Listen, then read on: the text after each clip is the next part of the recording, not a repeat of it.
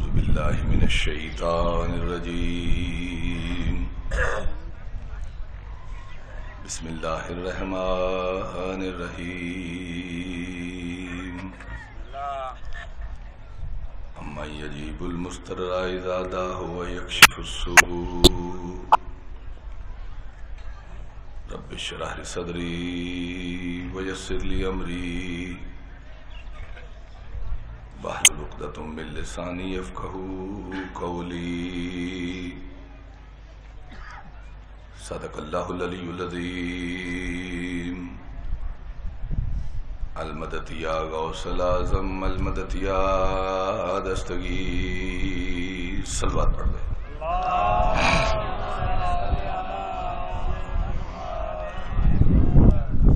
واجب الاحترام میرے سامنے تشریف فرما میرے اہل عشق اور اہل مودت شیعہ سنی بھائیو، انتہائی شکر گزار ہوں جناب سردار جاوید اقبال ان کے برادران کا کہ جنہوں نے ذکر آل رسول کی اس پاک و پاکیزہ مجلس میں حمل سنت کو بلا کر پنڈ فضل خان شریف کے رہنے والوں کے لیے بالخصوص اور دنیا اسلام کو بالعموم یہ پیغام دیا ہے کہ دنیا والوں آؤ دیکھو حسین کا دربار سب کے لیے کھلا ہے۔ کائنات کا یہ واحد دربار ہے جس دربار میں آنے والے سے یہ نہیں پوچھا جاتا کہ اے آنے والے تو سنی ہے کہ دیوبندی ہے، تو بریلوی ہے کہ چکڑالوی ہے، تو اہل حدیث ہے کہ وہابی ہے۔ یہ تو اسلام کے فرقے ہیں، سب یہاں آ سکتے ہیں جب جب عقل آ جائے۔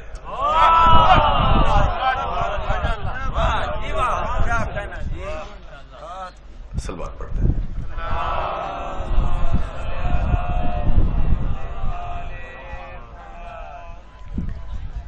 یہاں تو وسعت دربار اس حد تک بڑی ہوئی ہے کہ آنے والے کو یہ بھی نہیں دیکھا جاتا کہ آنے والا عیسائی ہے کہ ہندو ہے۔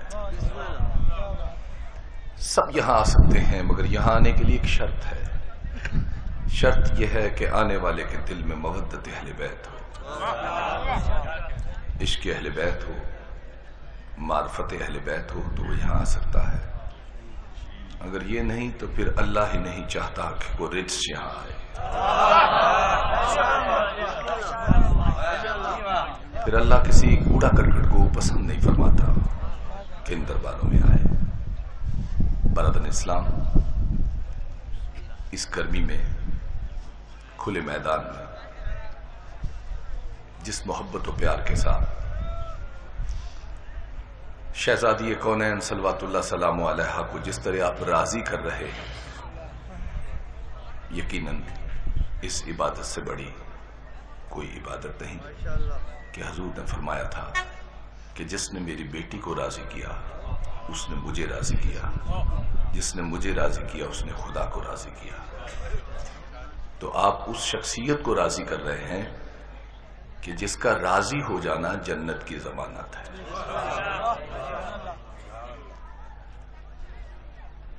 ہر شخص کو اس کی معرفت نہیں ہے، ہر شخص یہ جانتا نہیں ہے، اور نہ یہ سبجیکٹ مساجد میں جمعے میں پڑھے جاتے ہیں کہ لوگوں کو پتہ چلے کہ رسول کی بیٹی کیا ہے، رسول کی بیٹی کا مقام کیا ہے، رسول کی بیٹی کو راضی کرنا کتنا ضروری ہے۔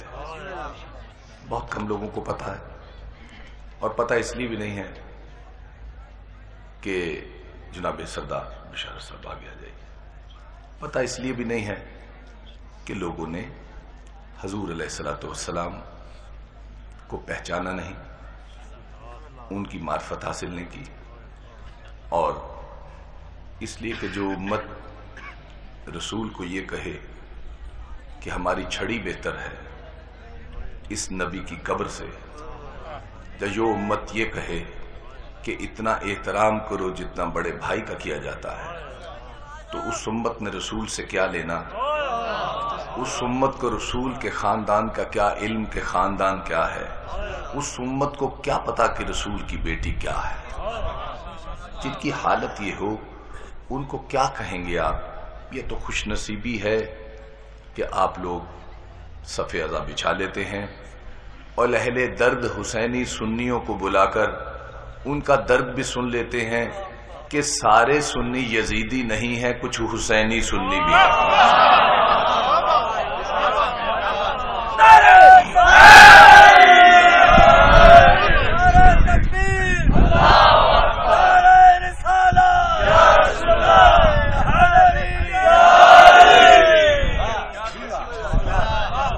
لوگ تعجب بھی کرتے ہیں کہ یہ کیسے سنی ہیں، یہ شیعہ کیوں نہیں ہو جاتے؟ اور ابھی ذاکر علیہ رسول بھی پڑھ رہے تھے، بھائی 15 سال سے میں مجالس میں آتا ہوں، پڑھتا ہوں، عشرے بھی پڑھتا ہوں، 15 سال زیادہ وقت نہیں ہوا، اور 15 سال میں جہاں ہم اپنی کوتاہیاں جو پچھلے 35 سال میں ہم مسبیات میں گزار آئے، جہاں ہم اپنی خطائیں اللہ سے معافی مانگتے ہیں اور جہاں ہم سمجھتے ہیں کہ جو کچھ ہم نے کیا درست نہ تھا، 15 سال میں ہم نے اہل تشیع کو بھی دیکھا ہے۔ ہمیں ابھی تک پورے پاکستان میں 2-4 شیعہ نظر آئے ہیں، سارے شیعہ نہیں ہیں۔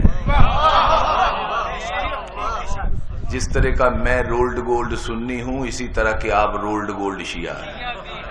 شیعہ ہونا بڑا مشکل ہے، شیعہ ابراہیم ہے۔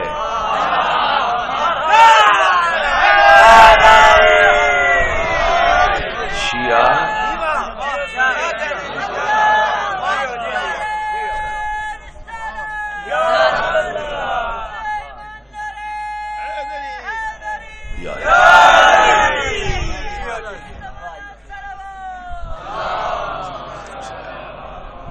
شیعہ حضرت اسماعیل ہیں۔ اللہ قرآن میں نوح کو اپنا شیعہ کہتا ہے۔ شیعہ ہونا بڑا مشکل ہے، شیعہ آسان نہیں ہے۔ اگر جس دن 40 شیعہ ہو گئے، میں نہیں کہتا، یہ معصوم کا ارشاد ہے، جس دن 40 شیعہ ہو گئے امام زمانہ ظہور کر جائیں گے۔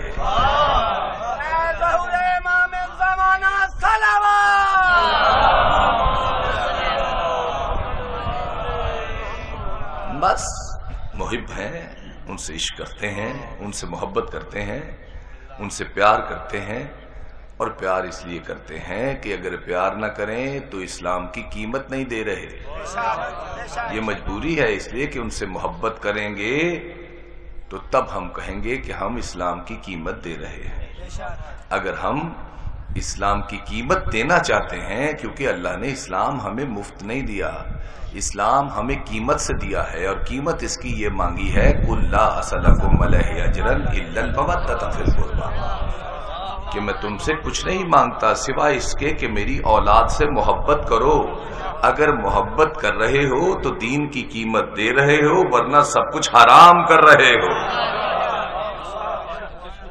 ان نمازوں، روزوں، زکاتوں کا کوئی فائدہ نہیں ہے میرے بھائی۔ یہ جتنی تراویاں پڑھیں، شبینے پڑھیں، نعتیں پڑھیں، قوالیاں پڑھیں، درباروں پہ لاکھوں روپے نعت خانوں کو دیتے، بیکار ہے اگر حسن اور حسین سے محبت نہیں ہے۔ اگر ان سے محبت نہیں ہے تو کچھ بھی نہیں ہے، یہ بیکار ہے۔ یہ واجب ہے، یہ ضروری ہے، یہ کرنا ضروری ہے، اور واجب 73 فرقوں میں ایک کر رہا ہے، جس کو ہم شیعہ کہتے ہیں، وہ کر رہا ہے۔ اچھا، خود ہم کر نہیں پا رہے، جو کر رہا ہے اس کو برا کہہ رہے ہیں، اور پھر بھی ہم مسلمان ہیں، پھر بھی ہم مسلمان ہیں۔ مسلمان بڑا ٹچا ہے، مسلمان بڑا جھوٹا ہے، مسلمان بس مسلمان کے ہم نام کے مسلمان ہیں، مسلمان ہم کوئی نہیں ہیں۔ اس لیے کہ قرآن میں سورہ احزاب میں 164ویں آیت ہے، لَقَدْ مَنَّ اللَّهُ عَلَى الْمُؤْمِنِينَ، اللہ نے مومنین پر یہ احسان کیا۔ کیا احسان کیا؟ اِذْ بَعَثَ فِيهِمْ رَسُولًا مِّنْ أَنفُسِهِمْ يَتْلُو عَلَيْهِمْ آیَاتِهِ وَيُزَكِّيهِمْ وَيُعَلِّمُ الْكِتَابَ وَالْحِکْمَةَ، کہ اللہ نے مومنین پر یہ احسان کیا کہ انہی میں سے انہی میں سے جو ان کا قریبی ہے، من انفسہم یتلو علیہم، انہی میں سے ایک کو رسول مبعوث کیا۔ اللہ نے کن پر احسان کیا؟ مومنین پر، یعنی رسول کو بھیجنے سے پہلے مکے میں سارے کافر نہیں تھے، مومن تھے، اور اللہ نے ان مومنین پر احسان کیا۔ لقد من اللہ علی المومنین اذ بعث فیہم رسولا من انفسہم، کہ انہی میں سے ایک کو رسول مبعوث کیا۔ یعنی وہ مومن کون تھے؟ وہ مومن گھرانہ جناب کلاب کا تھا، جناب کلاب کے بیٹے جناب قصی کا تھا، جناب قصی کے بیٹے جناب عبد مناف کا تھا، عبد مناف کے بیٹے جناب ہاشم کا تھا، ہاشم کے بیٹے جناب عبد المطلب کا تھا، عبد المطلب کے بیٹے جناب ابو طالب اور جناب عبداللہ کا تھا۔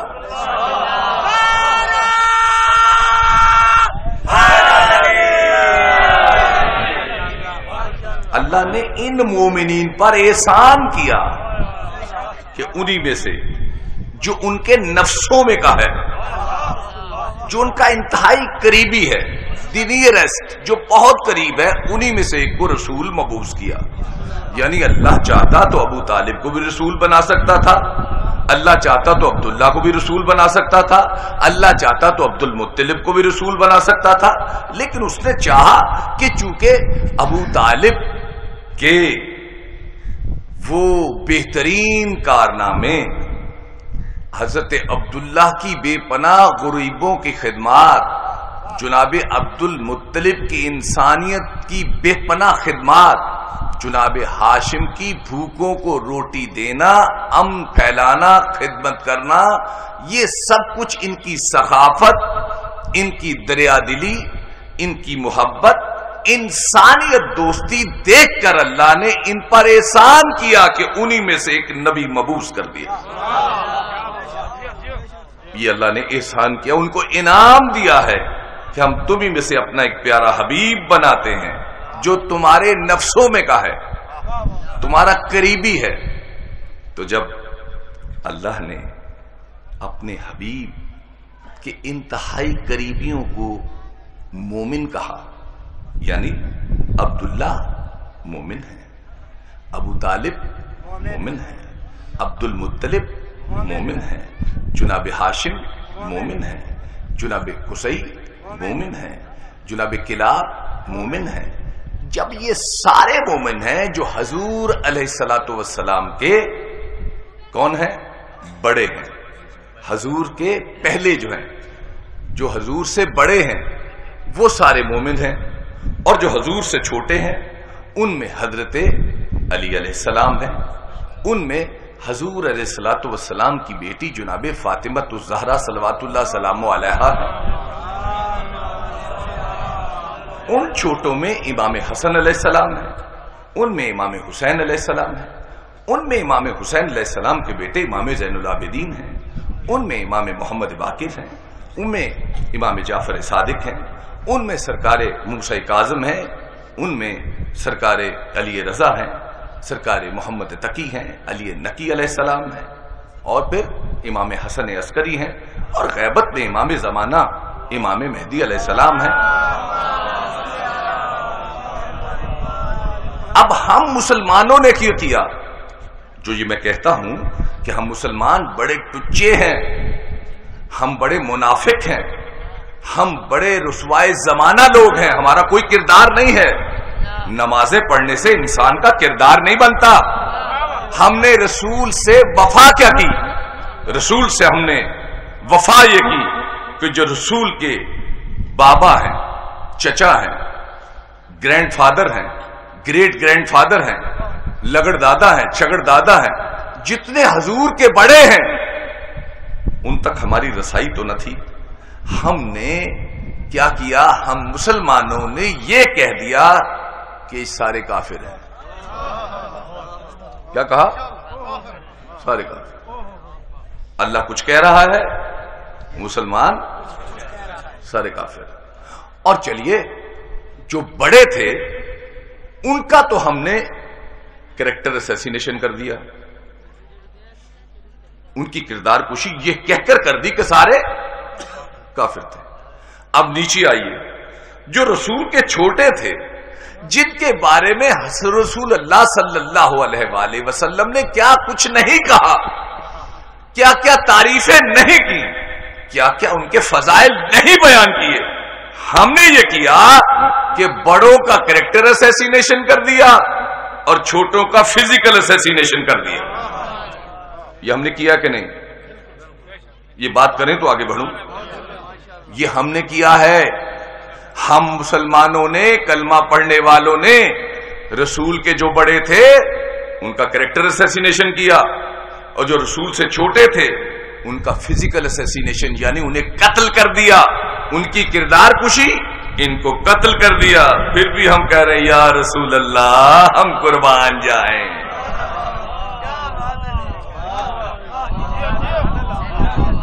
پھر بھی ہم یہی کہہ رہے ہیں یا رسول اللہ ہم قربان، یا رسول اللہ ہم آپ کے قربان، یا رسول اللہ مدینے بلا لیں، یا رسول اللہ میں کبھی آؤں کبھی جاؤں، میرے کارتے پھیرا پاس ہونے۔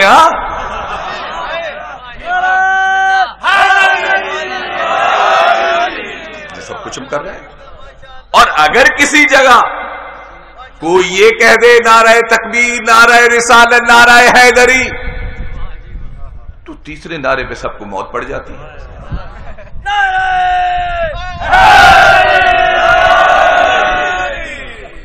اس پہ سب کو خاموشی، بلکہ یہ نعرہ لگاتے ہی نہیں، نعرہ حیدری کہتے ہی نہیں، نعرہ تکبیر، نعرہ رسالت، بس ختم۔ کیا سنت رسول ہم نے مانی ہے، کہ ہم نے رسول کی عزت کی ہے۔ جبکہ حضور کی سیرت کی کتابیں پڑھی جائیں تو خدا کی قسم اگر اس بات کو سم اپ کیا جائے کہ ڈیلی، ہر روز، خاص طور پہ 10 سالہ مدنی دور میں ہاؤ مینی ٹائم رسول کال یا علی مدد، آپ ہر روز 10 سال حضور کی پریکٹس کو اگر دیکھیں اور اس موضوع پر کوئی کتاب لکھے اہل دل کہ رسول ہر روز کتنی بار کہتے تھے یا علی مدد، اندازہ نہیں کر سکتے۔ ایوریج 25 سے 26 بار حضور کی زبان اثر سے نکلتا تھا یا علی ادرکنی۔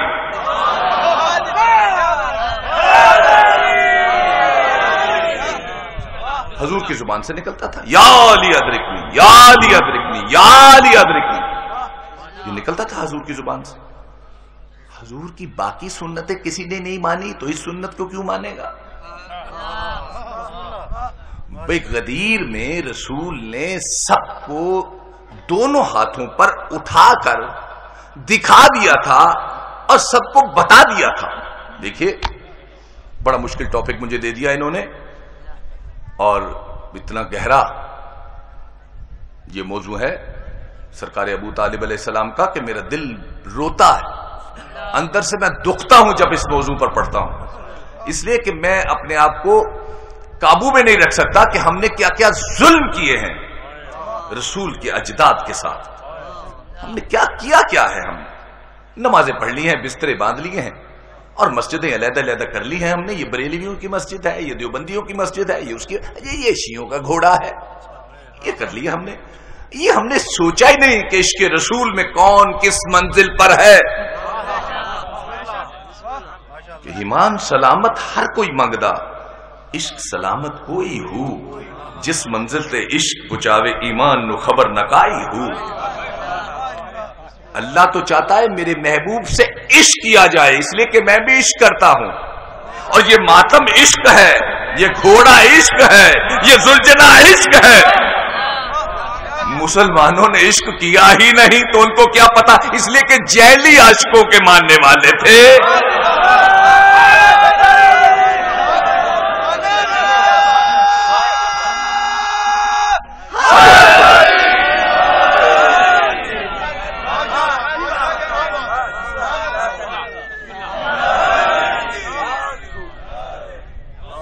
اس لیے کہ ان عاشقوں کو لوگوں نے مانا ہے جو کسی میدان میں عاشق ٹھہرے نہیں، جو دودھ پینے والے عاشق تھے، اقتدار کے عاشق تھے، وہ رسول کے عاشق بنے ہوئے تھے. جان دینے والے عاشقوں کو تو کوئی مانا ہی نہیں. تو جو دیکھا ایسا ہی کیا، جو دیکھا ایسا کیا ہم نے. حضور نبی آخری ہیں، اس کے بعد نبی نہیں آئے گا. اور حضور نے کبھی اپنے آپ کو بادشاہ نہیں کہلایا ہے، اور نہ کوئی مسلمان حضور کو بادشاہ مانتا ہے. بڑے بڑے علماء، بڑے بڑے مورخ، بڑے بڑے مفسر میں نے پڑھے ہیں. حضور نے جاتے جاتے بات کلیئر نہیں کی، اشارے کیے. جاتے جاتے بات کلیئر نہیں تھی. ہاں یہ تو کہا تھا کہ میرے بعد یہ وارث، لیکن بات کلیئر نہیں ہے. یہ جملہ بڑے بڑے مفسرین کا لکھنا رسول کی توہین ہے. اس لیے آج خدائی عہدے ہیں جو رسول کے بعد ہیں. پہلا عہدہ رسول خود ایک عہدہ ہے. دوسرا نبوت، نبی کے بعد امامت، خلافت، اور خلافت کے بعد ولایت. یہ 5 عہدے ہیں جو خدا کی طرف سے. اب اس پر یہ اشرا پڑھنا چاہیے مجھے، لیکن آپ چونکہ مجھے یقیناً ان دماغوں پر بھروسہ ہے جو مجالس سنتے ہیں، لیکن جو اہل سنت ہے وہ میری بات کو جلدی پا نہ پائیں گے. یا تو میری بہت سی مجالس کی کیسٹ سنیں، یہ مجھے بار بار سنیں یا بلائیں تو ان کو پتہ چلے کہ میں کیا کہہ رہا ہوں. ایک مجلس میں یا بات واضح نہ ہو، لیکن علی والے اس بات کو سمجھیں گے. یہ رسالت کیا ہے؟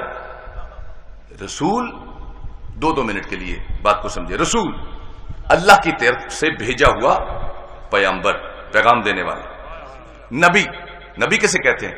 جو وہاں سے خبر لائے اور خبر لا کر ہمیں دے. وہاں کی ہم خبر نہیں لے سکتے، وہ ہماری خبر نہیں لے سکتا. ایک وسیلہ ہے رسالت. نبوت، نبا میں نے خبر دینے والا، وہ وہاں سے خبر لے، یہاں ہمیں خبر دے. آپ سب کے گھروں میں خبریں آتی ہیں. کبھی یہ ہوا کہ مبشر نقوی اسٹیٹ سیکرٹری نے اخبار پڑھا ہو اور سردار غالب کے گھر ٹیلی فون کیا ہو کہ اس خبر کی سمجھ نہیں آئی؟ کبھی کہا نہیں کہا. اس لیے کہ خبر عام ہے.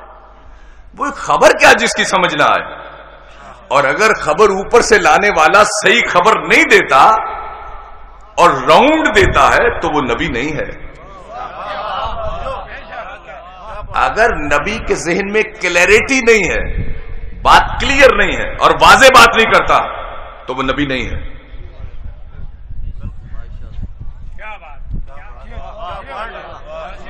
خلافت عہدہ ہے بعد رسول. امامت عہدہ ہے بعد رسول. ولایت عہدہ ہے بعد رسول. یہ 5 عہدے ہیں. امامت کیا ہے؟ لیڈر کو امام کہتے ہیں، جو آگے چلنے والا ہو. خلافت جو رسول کے بعد سکسیسر ہو اسے خلیفہ کہتے ہیں. جو خلیفہ رسول کے بعد وارث ہو اسے کہتے ہیں سکسیسر، بعد میں وارث بننے والا. ولایت بہت آپ سنتے ہیں. ولایت کیسے کہتے ہیں؟ یہ بھی خدائی عہدہ ہے. اور یہ اس دن واضح ہوا جب اللہ نے نماز میں، جب رسول نماز پڑھا رہے تھے اور سارے نماز پڑھ رہے تھے، پیچھے علی بھی نماز پڑھ رہے تھے، اور ایسے میں ایک فقیر مانگنے والا آ گیا کہ کون ہے نمازیو جو تم میں اللہ کے نام پر مجھے دے.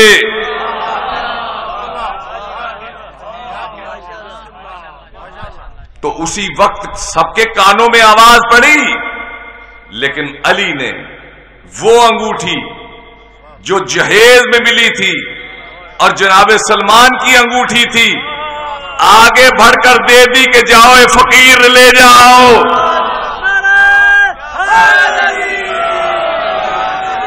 ادھر انگوٹھی دی، ادھر سے آیت آ گئی انما ولیکم،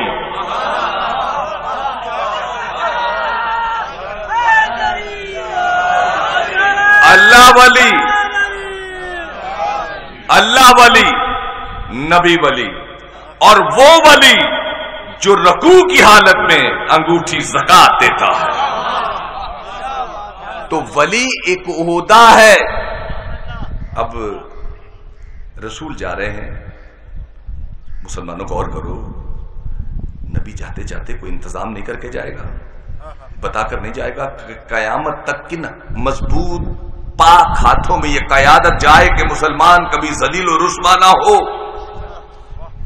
نبی نہیں دے کے جائے گا، نبی دے کر گیا تھا، سب کو بتا کر گیا تھا، اور بتا کر بھی اللہ کے حکم سے گیا تھا، کیونکہ بار بار یہ حکم آ رہا تھا یا ایھا الرسول بلغ ما انزل الیک، کہ اگر یہ کام نہ کیا تو رسالت کا کوئی کام ہی نہیں کیا۔ تو اللہ نے غدیر کے میدان میں اللہ کے رسول نے 1.5 لاکھ صحابہ کو، جو آگے تھے ان کو پیچھے بلایا، جو پیچھے تھے ان کو آگے بلایا، اور بلا کر دکھایا سب کو، اور کہا الا من کنت مولا فہذا علی مولا، کہ جس جس کا میں مولا ہوں اس کا یہ علی مولا ہے۔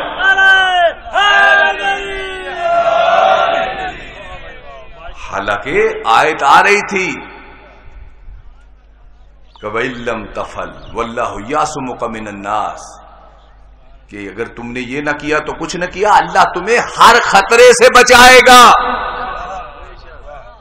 پروردگار 1.5 لاکھ سارے مسلمان ہیں، پھر بھی خطرہ، یہ خطرہ کیسا ہے؟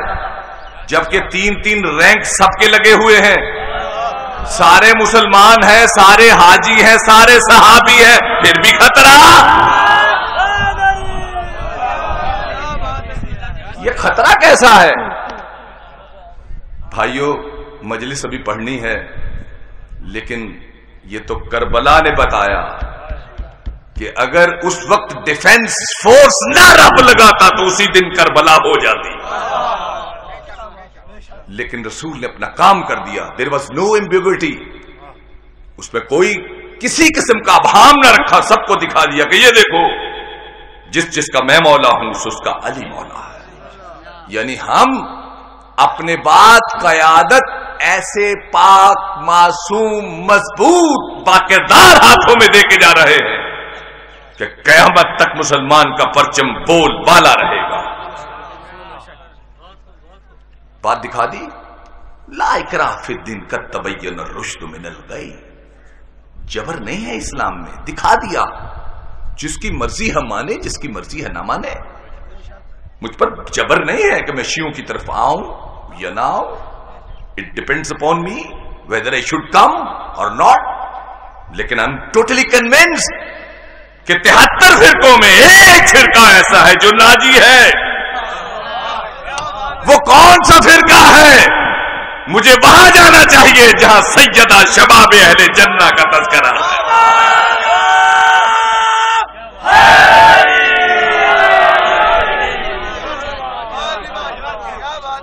جہاں سیدہ شباب اہل جنہ کا تذکرہ ہے، وہاں جانا چاہیے۔ میرے بھائیوں، یہی ابو طالب کا پیغام تھا۔ حضرت ابو طالب وہ ہستی ہیں کہ جنہوں نے رسول کا دفاع کیا ہے، جنہوں نے رسول کو نگہبان بن کر پالا ہے، اور یہ سب سے بڑی عبادت ہے، اس سے بڑی کوئی عبادت نہیں ہے۔ جو نصرت رسول کرے یہ سب سے بڑی عبادت ہے۔ اس لیے کہ ادھر عمرو بن عبد آ گیا تھا،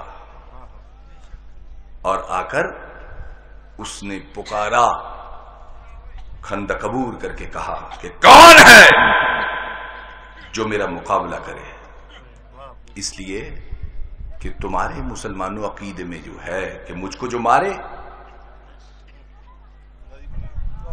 وہ غازی ہے، اور جو میرے ہاتھوں سے مر جائے شہید ہے. دونوں صورتوں میں جنت ہے. آؤ میں جنت تقسیم کرنے آیا ہوں.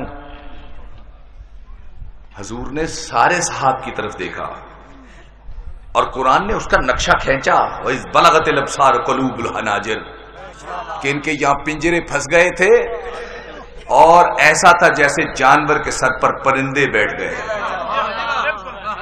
Nobody was moving even. ہل نہیں رہا تھا, سانس رکے ہوئے تھے.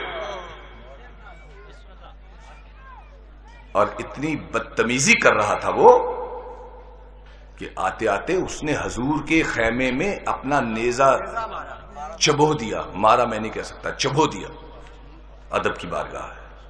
جو ہی نیزہ چبویا, رحمت للعالمین جنہوں نے کبھی کوئی لفظ ایسا نہیں نکالا جو سخت ہو, پہلی بار یہ کہا کون ہے جو اس کتے کی زبان بند کرے.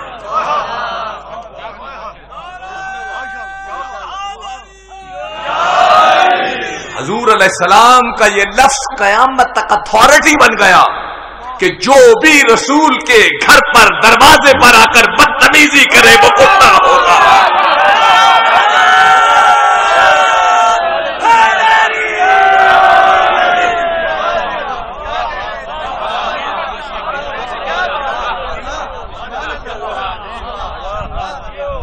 It is a authority by Prophet that who will come at my door and do something wrong will be like a dog.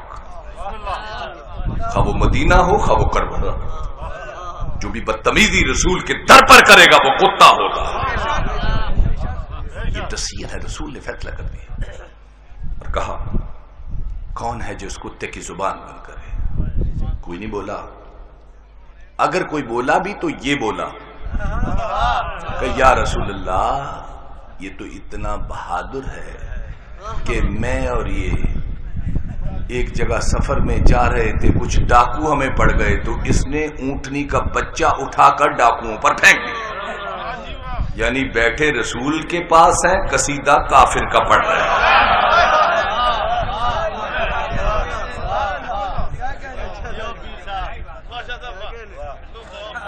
حضور علیہ السلام کے پاس وہ بیٹھا تھا جو اپنی جانیں بیچ چکا تھا. کہا یا رسول اللہ مجھے جانے کی اجازت دیجیے.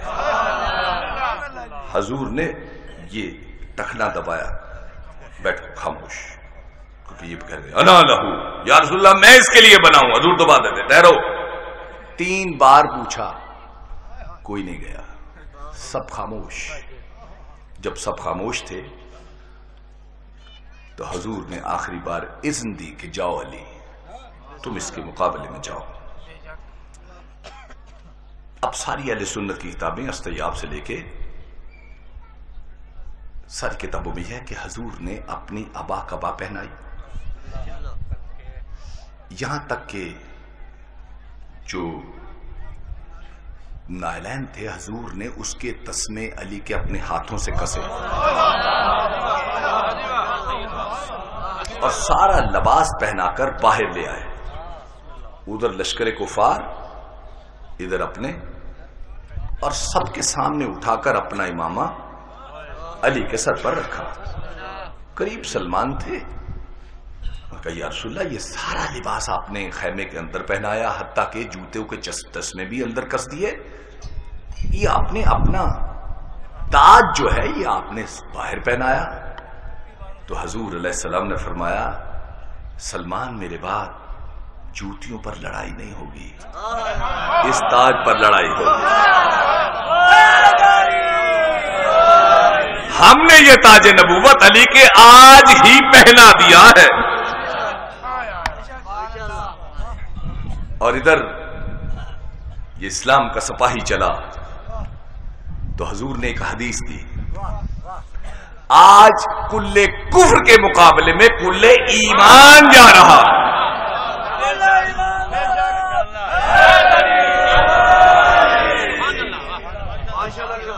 اب جب فتح کر کے آ رہے تھے, جنگ نہیں پڑھنی ہے, میں ابو طالب تک پہنچنا چاہتا ہوں. ادھر جب آ رہے تھے تو حضور علیہ السلام نے ایک اور حدیث دی. اس کی حدیث کبھی کسی کو کہا کیجیے اپنے عالم کو اس کی شرح کریں، اس شرح میں بڑا لطف ہے، ورنہ ہم کبھی شرح کریں گے۔ ادھر حضور آ رہے تھے مولا کائنات، تو حضور نے ایک ہر حدیث کا حصار کیا۔ پہلے کیا تھا؟ آج کل کفر کے مقابلے میں کل ایمان جا رہا، اور یہ جب علی آ رہے تھے تو حضور نے فرمایا آج علی کی ایک ضربت عبادت الثقلین سے افضل ہے۔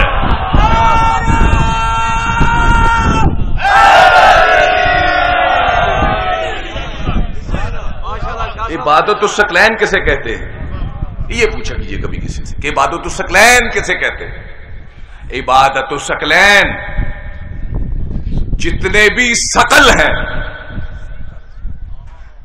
جتنی بھی کائناتیں ہیں، ان کا ایک مرکز ہے، مرکز کی جمع ثقلین۔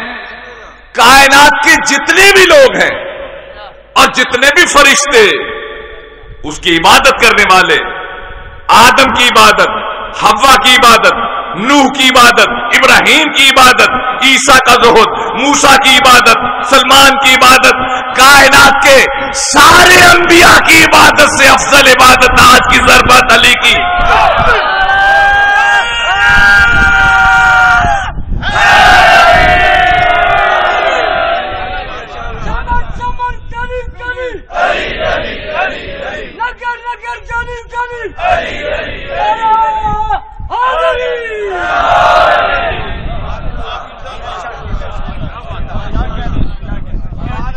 اب یہ جملہ سوچنا، یہ میرا جملہ نہیں ہے، یہ چھٹے امام کا جملہ ہے، کیونکہ ثقلین کا لفظ آ گیا تھا تو بڑوں بڑوں کو یہ باتیں کھلتی تھیں۔ بنو امیہ کے درباروں میں یہ جملہ کھلتا تھا کہ اس حدیث کا کوئی توڑ ہو، کوئی سبسٹیٹیوٹ تھا ہی نہیں، تو لوگ چھٹے امام کے پاس آئے۔ اب یہ جو داد آپ دیں گے یا جو نعرہ لگائیں گے یا واہ واہ جتنے کہیں گے یہ مجھے نہیں ہے، یہ امام جانے آپ جانے۔ اب چھٹے امام کا جملہ سنیے۔ چھٹے امام کون ہے؟ امام جعفر صادق علیہ السلام۔ اور جتنے سنیوں کے امام ہیں سارے کے سارے ان کی جوتیاں چومنے والے تھے۔ امام ابو حنیفہ ہو، حنبل ہو، کوئی بھی ہو، سب ان کی بھیک مانگنے والے، ان کے آگے ہاتھ باندھے ہوئے تھے۔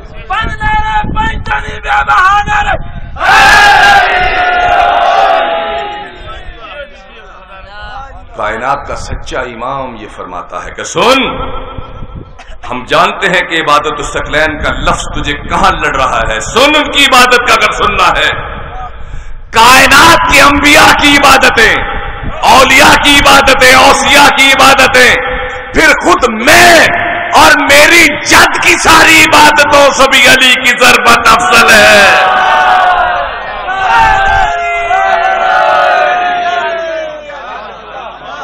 منزل کا پہلا ہی سینہ چھوڑ دیتا ہے، جہاں میں آل کا جو بھی سفینہ چھوڑ دیتا ہے۔ رسول پاک کا اعجاز یہ فرمان اکمل ہے، علی مولا کے نعرے کو کمینہ چھوڑ دیتا ہے۔ اس نے پھر کہا یا امام، یہ آپ نے اور قیامت ڈھا دی کہ آپ نے کہا میرے علاوہ بھی میری جد کی جتنی عبادتیں ہیں، بات بہت بڑی ہے، ان سے بھی افضل عبادت الثقلین۔ تو اس نے سوال کیا یا امام یہ کیسے؟ کہا اس لیے کہ یہ جو علی نے حملہ کیا تھا حفاظت نصرت رسول میں تھا۔ ہاں،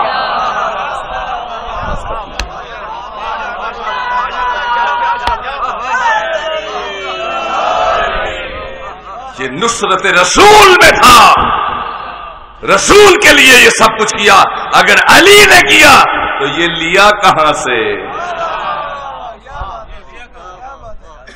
یہ کس نے سکھایا؟ یہ کون تھا جو شیب ابی طالب میں 3.5 سال، ایک دن نہیں، 2 دن نہیں، 3 دن نہیں، 3.5 years. What was the practice of the ابو طالب؟ ابو طالب کی سنت کیا تھی؟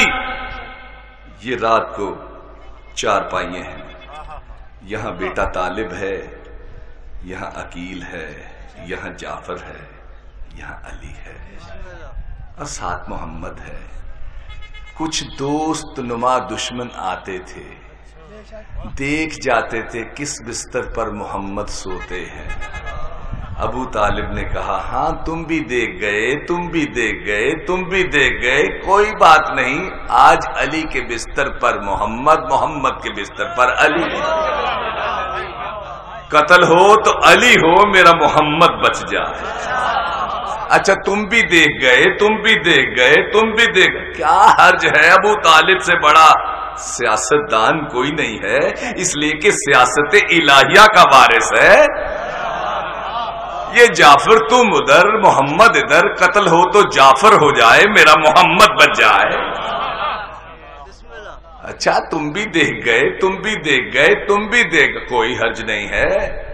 ہم بھی جانتے ہیں تم کو، تمہارے مزاج کیا ہیں، تم کس لیے یہاں آئے ہو، کس طرح آئے ہو، کیا چاہتے ہو، وہ تو ملے گا تمہیں. لیکن ابھی تو مجھے حفاظت رسول کرنا ہے. ارے یہ عقیل تم ادھر، محمد ادھر، قتل ہو تو عقیل ہو جائے، میرا محمد بن جائے. جو بچوں کو قربان کرے اسے ابو طالب کہتے ہیں.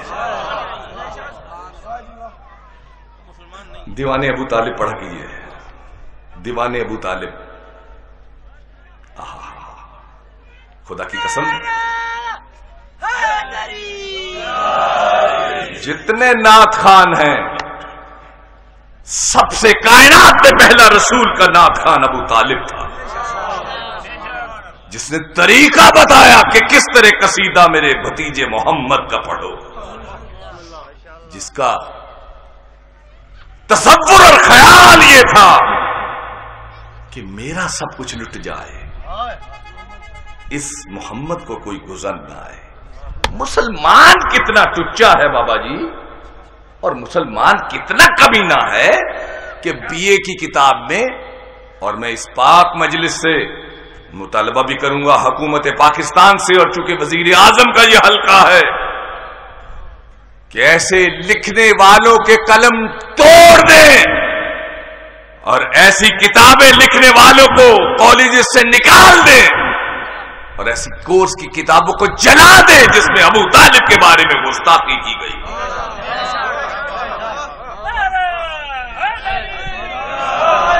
آج بھی بی اے کی کتاب میں یہی ہے، ابو طالب نے کلمہ نہیں پڑھا تھا. اور کتنے ہیں راوی؟ کتنے ہیں راوی؟ بھی 4 ہیں. پہلا راوی عبد القدوس دمشقی، دوسرا راوی ابو صالح، تیسرا راوی عبد الرحمن، چوتھا راوی عبداللہ بن عمر، پانچواں راوی عبداللہ بن عباس. اس روایت کے 5 راوی ہیں جو بی اے کی کتاب میں لکھی گئی ہے. کون کون سے راوی؟ جی وہ تو بہت کچھ ہے، میں تو ابھی ابو طالب سرکار کے ہوں. 5 راوی. پہلا راوی عبد القدوس دمشقی، دوسرا راوی ابو صالح، تیسرا راوی عبد الرحمن، چوتھا راوی عبداللہ بن عمر، پانچواں راوی عبداللہ بن عباس. 5 راوی. علم الرجال کتابیں بنی ہیں اس لیے کہ حدیثیں اتنی غلط لکھی گئی ہیں کہ اس پر کتابیں لکھی، کون سی حدیث ضعیف ہے، کون سی غلط ہے، اس پر کتابیں ہیں. آج سے 700 سال پہلے علامہ ذہبی انہوں نے بھی ایک کتاب لکھی جس پر اس پر انالیسس کیا گیا، اس حدیث کو پرکھا گیا اس کسبٹی پر. تو علامہ ذہبی کہتے ہیں کہ عبد القدوس دمشقی دمشق کا رہنے والا، اور رسول کا یہ خاندان پردے کا اتنا زیادہ قائل کہ اگر ان کے گھر کے کسی افراد میں سے ایک فرد کا بال باہر رہ جائے تو سورج شرم کے بارے باہر نہیں آتا تھا. ابو طالب جب دنیا سے جا رہے تھے قریب کوئی نہیں تھا سوائے محمد رسول اللہ کے. یہ عبد القدوس دمشقی کیسے آ گیا؟ اور پھر لکھتے ہیں عبد القدوس دمشقی. علم حدیث میں اس شخص کے بارے میں ساری کتابوں نے لکھا ہے کہ یہ شخص پیسے لیتا تھا حدیثیں لکھتا تھا. ایسے آدمی پر بھروسہ نہیں. ابو صالح وہ تو بڑی بات کی باتیں ہیں، یہ تو سینئر لوگ تھے. جو سینئر برے ہوں تو چھوٹے برے ہوتے ہیں.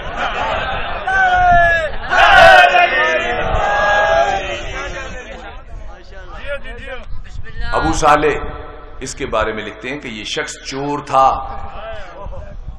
چور تھا، چور. اب اس کی چوریاں مجھے نہیں سنانی ہیں، اس لیے کہ بخاری میں ہے کہ ایک بار ابو ہریرہ مسجد نبوی کے باہر، بخاری، شہد چاٹ رہے تھے. حضور نے کہا ابو ہریرہ میری یہاں جوتیاں تھی کہاں گئیں؟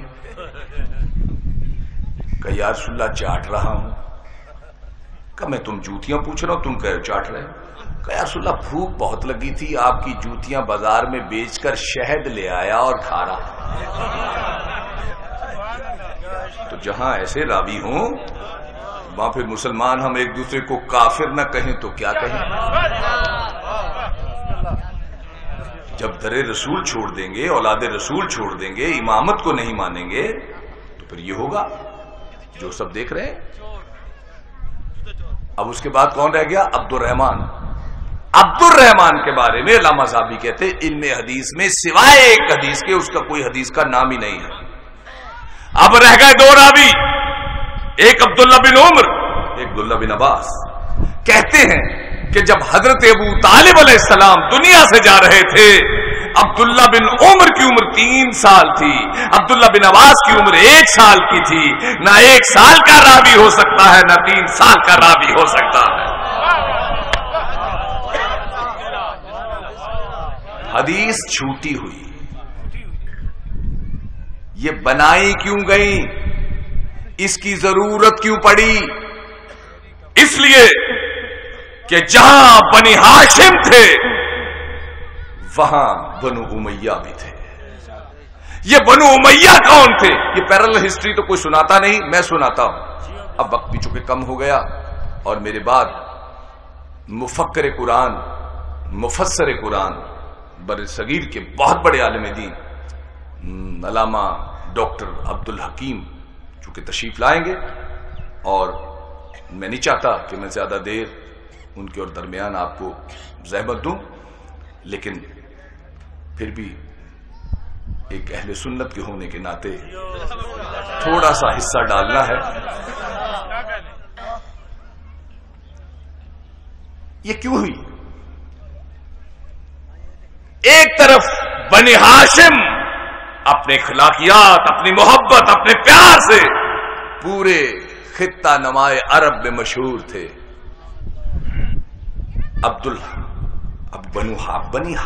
جناب ہاشم کے ایک بھائی جناب عبد الشمس تھے. عبد الشمس لول تھے، حکاز کے میلے سے ایک غلام خرید کے لائے تھے جس کا نام امیہ تھا، جس کی نیلی آنکھیں تھیں. بنی ہاشم کے خاندان میں کوئی نیلی آنکھوں والا نہیں ہوا. عبد الشمس بھی بنی ہاشم کے امیر کبیر چشم و چراغ تھے. ادھر عبد الشمس وفات پا گئے چونکہ امیہ نو دولتیہ ہو گیا، نیا نیا مال ہو گیا تو چچا کو تنگ کرتا تھا. ادھر جناب ہاشم کے گھر عبد المطلب آئے، ادھر امیہ کے گھر صخر پیدا ہوا. صخر، سین خیر صخر. چونکہ عبد المطلب بڑی جلالت والے تھے، بڑے شاندار سردار تھے، ہمت نہیں ہوئی کہ کچھ کر سکے. صخر کے گھر ایک بیٹا پیدا ہوا جس کا نام ابو سفیان ہے. ابو سفیان ہم عصر تھا جناب ابو طالب کا. ابو طالب سے چھوٹا تھا مگر ہم عصر تھا. اس خاندان نے ہمیشہ سے ہی اپنے دل میں بنی ہاشم کے لیے پرخاش رکھی اور ہمیشہ سے ہی ان کی مخالفت رکھی. اور کوشش کی اس خاندان نے کہ جس طرح بھی ہو اولاد رسول کو قتل کرایا جائے اور بڑوں کو کافر قرار دیا جائے. یہ جو کریکٹر اسیسینیشن کی میں نے بات کی، یہ اسی خاندان نے ایجاد کی ہے جس کا نام ابو سفیان کا خاندان ہے.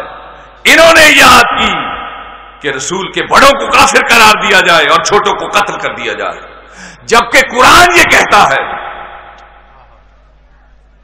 کہ یہ خاندان لقد من اللہ علی المومنین، یہ مومنین کا خاندان ہے. اور اگر اس مومنوں کے خاندان سے کوئی کافر ہو جائے، لاکھوں کافر ہوئے لیکن اللہ نے آیت نہیں اتاری، لیکن اگر اس خاندان کا کوئی کافر ہو جائے تو اللہ فوراً آیت اتار دیتا ہے، تبت یدا ابی لہب و تب. ایک کافر ہوا تھا تو کہہ دیا ابو لہب کے بارے میں تیرے ہاتھ ٹوٹے. اگر اس خاندان کا تھا کافر ہوا تو بتانا ضروری ہے، اس لیے کہ یہ سارے مومن تھے، کافر نہیں تھے. اب چلتے چلتے سیدھی سیدھی بات ہے اور صاف سی بات ہے بھائی، جو پرانے لوگ ہیں وہ اس بات کو زیادہ سمجھیں گے کہ یہاں کسی وقت میں ہندو بھی رہتے تھے، مسلمان بھی اکٹھے رہتے تھے. آج بھی ہندوستان میں مسلمان اکٹھے رہتے ہیں اور ایسا لڑتے بڑھتے نہیں ہیں.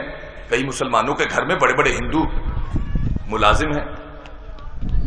ہندوستان کے کسی گھر میں ایک بہت امیر مسلمان تھے، ان کے گھر میں ایک لالا رہتے تھے، خدمت گزار تھے، نوکر تھے. بیمار ہوئے، میاں صاحب نے بڑی خدمت کی، بڑی عزت کی، اور جب بہت بیمار ہوئے اور مرنے لگے اور مر گئے تو اب انہوں نے سوچا کہ بھی اب لاؤ ان کو جو ان کا آخری کام کریں. اور اگر وہ جنازہ پڑھا دیتے تو قتل و غارت گری ہو جاتی، کرفیو لگ جاتا، لاٹھی چارج ہوتا، لڑائی ہوتی، جھگڑا ہوتا. تو پتہ چلا آخری وقت میں ہوتا یہی ہے کہ جب کوئی مر جاتا ہے تو جس مذہب پر کوئی ہوتا ہے اسی مذہب والا اسے لے جاتا ہے. یہی ہوتا ہے نا، جس مذہب والا کوئی ہوتا ہے اسی طرف سے لے جایا جاتا ہے کہ یہ کافر تھے ان کو وہاں لے جاؤ اور جو یہ تھے ان کو لے جاؤ. اب جب ابو طالب دنیا سے گئے تو بھائی ابو لہب کہاں مر گیا تھا جو ابو لے کر نہیں آیا کہ ہمیں دے دو. واللہ یہ کیسا کافر تھا کہ جس کے جنازے کو آگے سے نبوت اٹھا رہی ہے، پیچھے سے امامت اٹھا رہی ہے.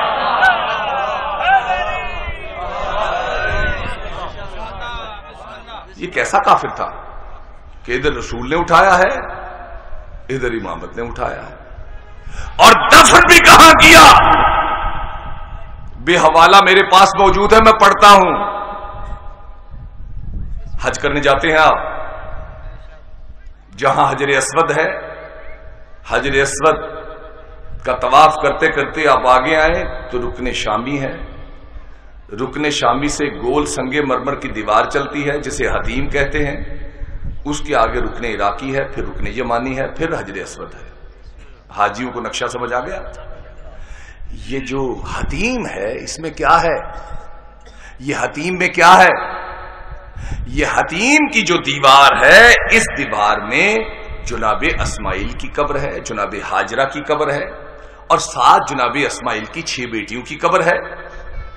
اب جہاں دیوار کعبہ شق ہوئی تھی اس کے 6 پتھر پیچھے جائیں تو 5 کالے پتھر لگے ہیں، جو سرکار ابو طالب کی بیٹی ام ہانی کا گھر تھا. اس گھر میں حضور رہتے تھے، یہی ابو طالب وفات پائے تھے.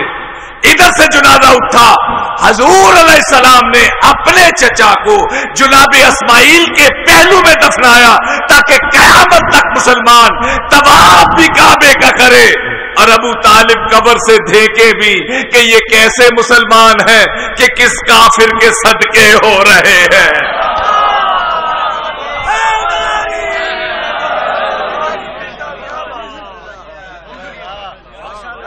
یہ گھر کیسا گھر کہ جس میں بیٹا پیدا ہو باپ آرام کرے. اور مسلمان ہندوستان، پاکستان، لبنان اور مصر سے جائیں तवाफ करते हुए अल्लाहुम्मा लब्बैक अल्लाहुम्मा लब्बैक अल्लाहुम्मा लब्बैक।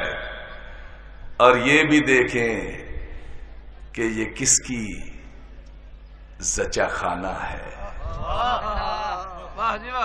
और ये किसकी आरामगाह है। अगर ये काफिर है तो ये कुर्बान होने वाले मुसलमान हैं, और अगर ये मुसलमान है तो ये कुर्बान होने वाले कौन हैं? मेरे भाई, हम क्या करें? 61 हिजरी में ये वाकया हुआ करबला का। 61 में से 11 निकाल लें, 11 हिजरी को हुजूर दुनिया से गए हैं, 50 साल रह जाते हैं। इन 50 सालों में सारे वो रावी थे जिन्होंने अहले बैत के खिलाफ हदीसें लिखी। सारे वो रावी थे जिन्होंने रसूल की बेटी को दरबार में आते देखा। सारे वो रावी थे जिन्होंने अली को मस्जिद कूफा में ज़िबा होते देखा। सारे वो रावी थे जिन्होंने हसन के जनाजे पर तीर चलते देखे।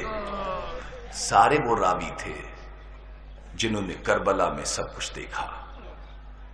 हम वो जहर कैसे पी लें, हम वो हदीसें कैसे मान लें जिन हदीसों के जाम में खूने हुसैन मिला हो? हम नहीं मान सकते। मेरे पास 2 हीरे हैं, मेरे बुजुर्गों ने मुझे दिए हुए, इतने इतने बड़े 2 हीरे।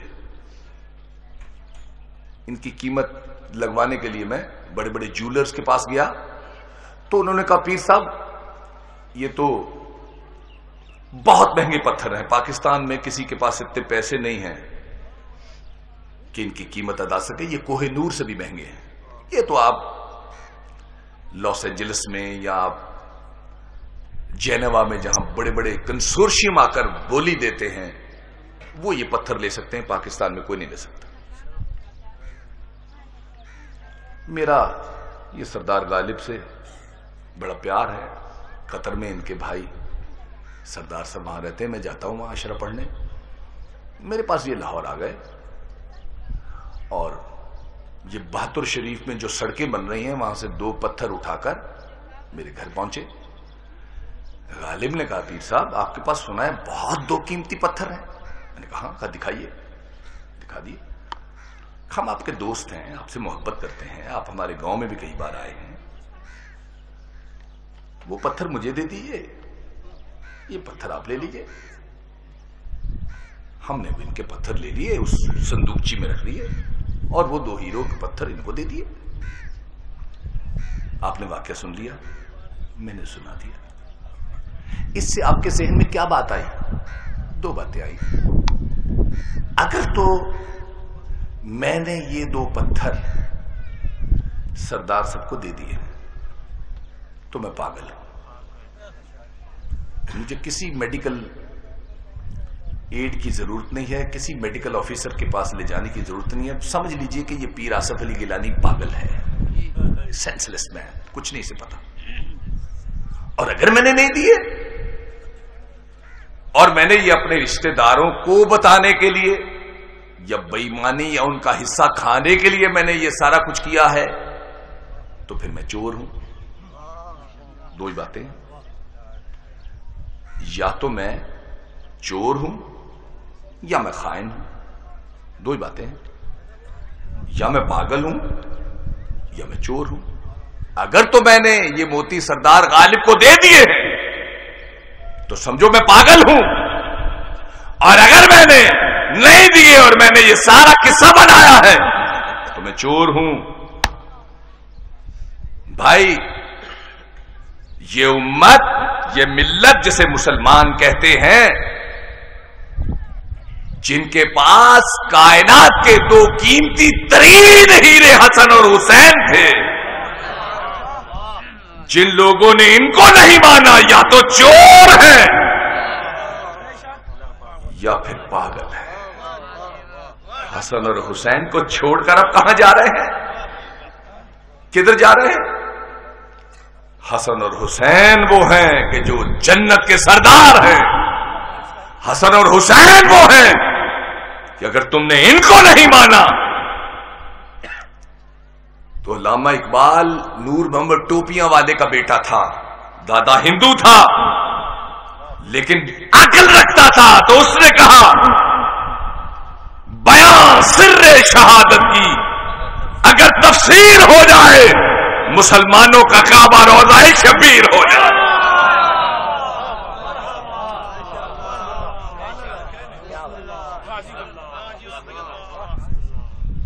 कहां की ये बातें हैं? ये सुन्नी शिया देवबंदी ये क्या है?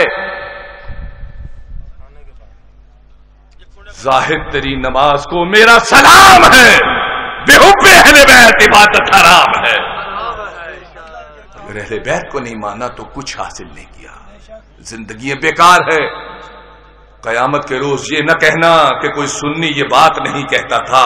शायद अल्लाह ने ये बंदोबस्त किया है कि तुम्हारे दरवाजों पर आकर एक सुन्नी सज्जादा नशीन ये आकर कहे कि बच जाओ, राह निजात हुसैन का डर है।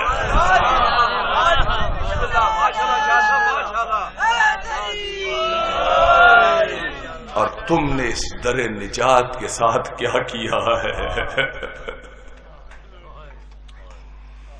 अभी मैं जब आया तो मुझे सरदार जावेद अंदर लेकर गए तो मेरी निगाह पड़ी एक टीवी पर, ये प्रोग्राम देखती हुई कुछ मेरी बहनों और बेटियों पर।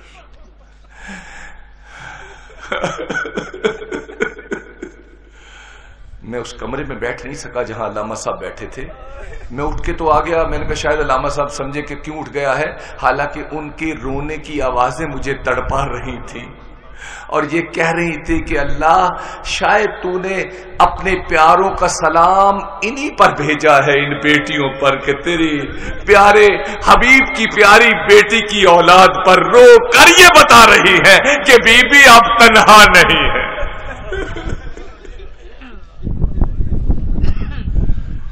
हाँ मेरे भाइयों, जुनाबे सैयदा पर जो जुल्म हुए तो जनाबे सैयदा ने कहा 75 रोज के बाद रसूल के जाने के बाद कि बाबा जितने जुल्म मुझ पर हुए अगर रातों पर होते तो रातें दिन हो जाते और दिनों पर होते तो दिन रात हो जाते, लेकिन किसी ने शहजादी को उम्मुल मसाइब नहीं कहा, लेकिन वाहिद अली की बेटी ज़ैनब है।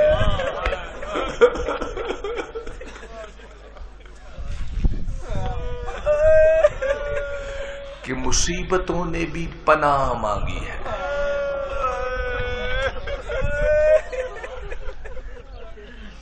एक बार हजरत अली करमल्लाहु ताला वजहू कूफे में खिलाफत की मस्तद पर मुतमक्किन थे। 18 बेटों को कहा कि हम ये चाहते हैं कि हमारी बेटी कूफा में आए।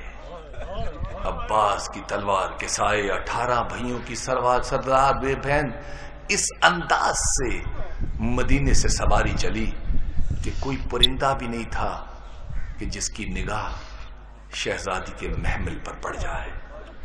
इतना पर्दा था 18 को, इधर इधर चारों तरफ किसी सांस लेने वाले की हिम्मत न थी कि अली की बेटी की हमारी की तरफ देख जाए। और जब पहुंची तो खुद कूफा के सदर दरवाजे पर मौलाए कायनात अपनी बेटी के इस्तकबाल के लिए आए। घर लाए, आराम से बिठाया। चंद रोज के बाद कूफा के कुछ शुरफा आ गए। उन्होंने आकर कहा, या अली, हमारी औरतें ये चाहती हैं कि आपकी बेटी की ज़ियारत कर लें। मौलाए कायनात ने कहा कि जब तक हम अपनी बेटी से इज़्न न ले लें उस वक्त तक कुछ नहीं कह सकते। مولا علی تشریف گھر لائے اور کہا بیٹی کچھ کوفہ کے شرفاء آئے تھے اور انہوں نے آ کر کہا ہے کہ ہماری بیٹیاں ہماری خواتین آپ کی زیارت کرنا چاہتی ہیں. جملہ رونے کے لیے کافی ہے کہ بی بی نے کہا بابا ان کو کہہ دیجئے کہ ایک ایک دو کر کے آئے، اس لیے کہ زینب ہجوم نہیں دیکھ سکتی.